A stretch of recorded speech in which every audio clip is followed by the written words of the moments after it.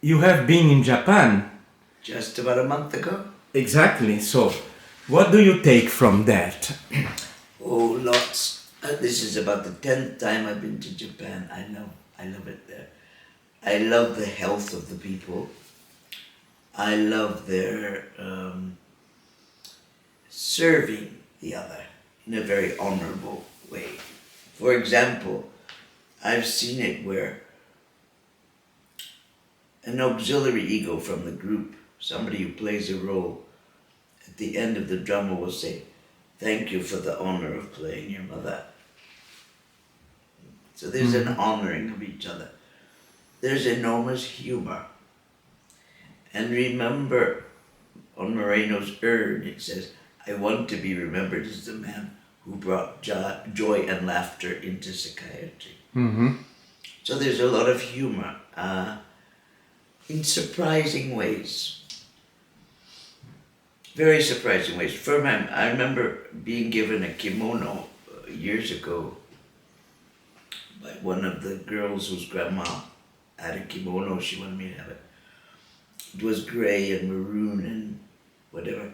And I needed an obi, a sash that goes around, and I didn't have one. So I looked, I thought, what could be gray, what could be maroon? And she came the next day with a bright orange,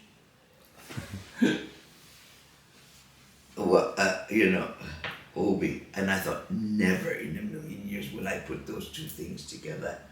That's kind of the personality of the Japanese. It's a surprise all the time. They really embrace psychodrama. There's a lot. In Tokyo, there's the Psychodrama Society of Tokyo. In Okinawa and many areas, Kyoto. So there's a lot of psychodrama going on and a lot of enthusiasm for it.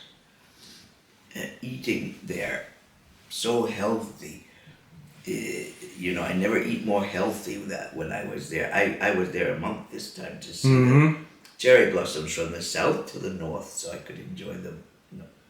And on the weather report every night in Japan, it tells the temperature and where the cherry blossoms are still blossoming. I mean, it's a very important thing for the people. But do they have institutes in different cities of Training, Japan? yeah, different. Training schools. Yeah. There are different trainers. And this has been going on for many, many years, different kind of training, different students learning. Years ago, I think at first was Matsumura who trained with Moreno, then there was Yujiro Isoda, who was on the IHP board with me many years ago. He was the first who invited me. And he was at the University of Psychiatry in where they make wasabi. Yeah, near Mount Fuji. We went up Mount Fuji.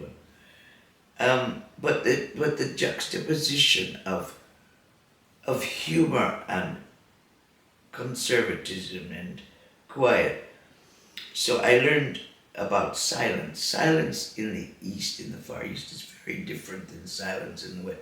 We call it a pregnant silence, an awkward silence, a resistant silence in our groups in the West.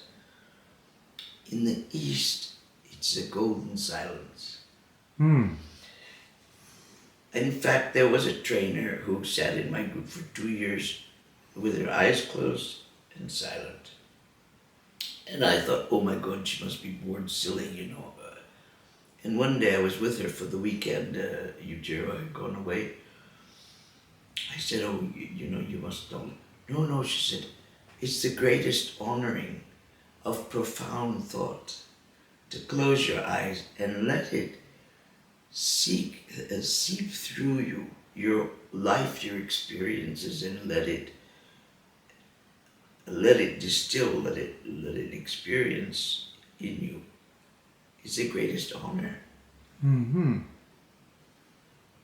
So I tried it actually in my groups in London. I remember closing my eyes, and it's amazing how much you hear and register when you're vision, you cut off that sense because your eyes are going everywhere. You know, you're taking in this and that, and you really just feel. And some of the group members tried it, and we talked about the differences and so on.